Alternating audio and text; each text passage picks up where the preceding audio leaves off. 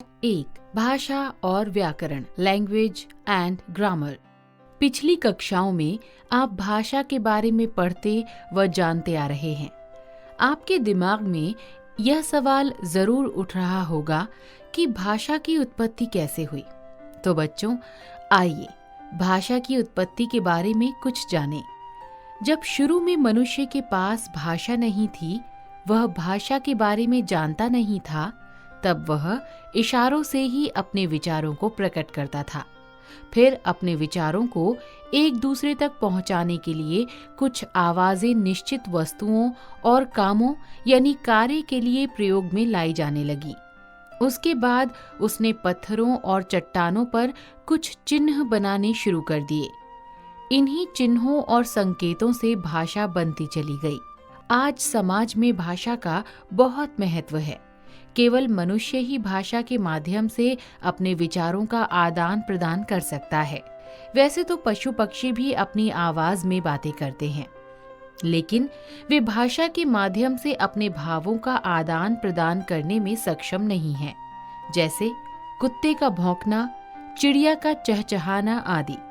ये भाषा नहीं है। अगर ये भाषा नहीं है, तो फिर भाषा क्या है? भाषा भावों तथा विचारों के आदान प्रदान का माध्यम है। जैसे, परी, आज तो तुमने नए कपड़े, नए जूते, नए रिबन, सब कुछ नए नए पहने हैं। आज कोई खास बात है क्या? मान्या, आज मेरा जन्मदिन है। शाम को मेरे घर पार्टी है, तुम जरूर आना। देखा बच्चों, ऊपर की गई बातचीत में परी और मान्या बोलकर और सुनकर अपनी बातें एक दूसरे को समझा रही हैं। यह भाषा का मौखिक रूप है। घर पहुंचकर मान्या ने परी के जन्मदिन के लिए एक सुंदर सा कार्ड बनाया और उस कार्ड पर छोटी सी कविता भी लिखी। लिखी हुई कविता को पढ़कर परी बहुत खुश हुई और मान्या को धन्यवाद दिया। यहाँ मान्या ने लिखकर और परी ने पढ़कर अपने विचारों का आदान प्रदान किया। यह भाषा का लिखित रूप है। भाषा के दो रूप होते हैं, मौखिक भाषा, लिखित भाषा। मौखिक रूप, बोलना और सुनना भाषा का मौखिक रूप है। जैसे फोन पर एक दूसरे से बातें करना, गाना सुनना आदि। लिखित रूप, लिखना और पढ़ना भाषा का लिखित रूप है। जैसे पत्र लिखना, ईमेल करना, अखबार पढ़ना आदि। हम बोलकर या लिखकर दूसरों को अपनी बात समझा सकते हैं तथा सुनकर या पढ़कर दूसरों की बात समझ सकते हैं। यही तो भाषा है। भाषा के कौशल, बोलना, सुनना, लिखना और पढ़ना, इन चारों को हम भाषा के कौशल कहते हैं। इनका प्रयोग भाषा के दोनों रूपों में होता है। बोली, डायलेक्ट, भाषा के जिस रूप को क्षेत्रीय स्तर पर बोला जाता है उसे बोली कहते हैं।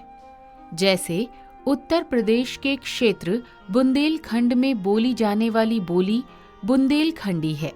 इसके अलावा भोजपुरी, मैथिली, छत्तीसगढ़ी तथा राजस्थानी बोलियां अपने अपने क्षेत्रों में बोली जाती हैं। बोली और भाषा में अंतर। बोली किसी विशेष क्षेत्र तक सीमित होती है, जबकि भाषा बहुत बड़े स्तर पर बोली जाती है।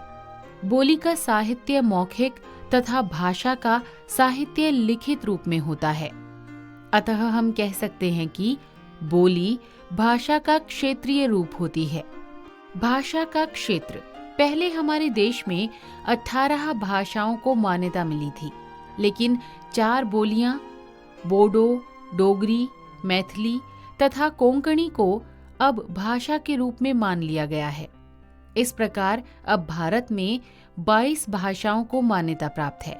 मान्यता प्राप्त भाषाएं: 1 हिंदी, 2 संस्कृत, 3 उर्दू, 4 तेलुगु, 5 उड़िया, 6 असमी, 7 तमिल, 8 मराठी, 9 नेपाली, 10 पंजाबी, 11 कोंकणी, 12 सिंधी, 13 मणिपुरी, 14 बंगाली, 15 मलयालम, 16 कश्मीरी, 17 कन्नड़, 18 बोडो, 19 डोगरी, 20 गुजराती, 21 मैथिली, 22 संथाली।